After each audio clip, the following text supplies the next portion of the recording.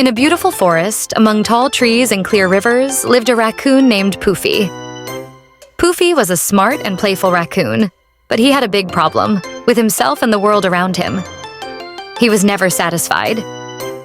He had a cozy little bed in his burrow, but he kept thinking, "Oh, if only these cushions were softer."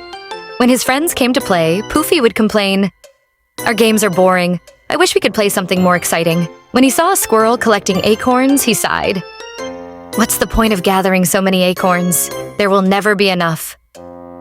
Even though he had a warm burrow, plenty of food, and good friends, Pufi always wanted more. One day, Pufi met a squirrel named Nico.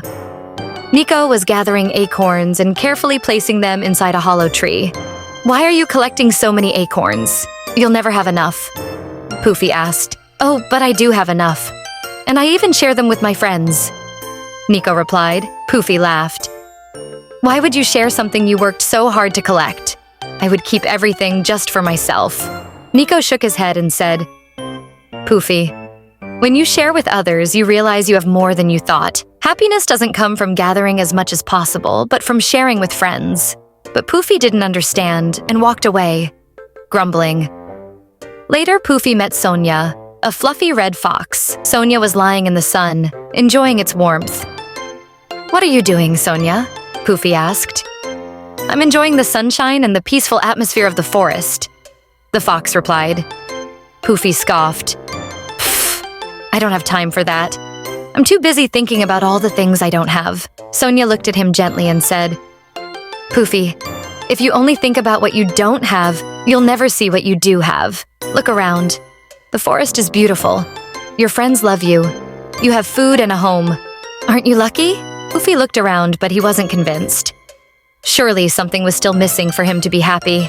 That evening, Pufi sat in front of his burrow, grumbling that the grass in front of his house wasn't soft enough. Then he heard a calm voice. "Pufi, can I help you with something?" It was Boo Boo, a wise old owl. "Oh, Boo Boo, I always feel like something is missing.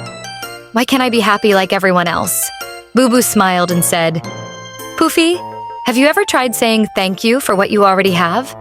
Pufi frowned. "What do you mean?" Boo Boo continued. "Every night before bed, think of 3 things you are grateful for. Try it right now." Pufi wrinkled his nose but accepted the challenge. "Okay, I am grateful for my warm burrow, for my friends, and for the delicious taste of fruits." Boo Boo nodded and said, "See? You have so many things to be grateful for. You just have to notice them." In the following days, Pufi started looking at life differently. When he played with his friends, he no longer complained that the games were boring. He enjoyed playing. When he gathered acorns, he no longer felt like he didn't have enough. He shared them with his friends. And every night before bed, Pufi said, "I am grateful for today, for my friends, for my burrow, and for the wonderful forest I live in." And you know what? Pufi was happier than ever, because he no longer waited to have more in order to be happy. Now he knew that happiness doesn't come from what you don't have, but from appreciating what you already do.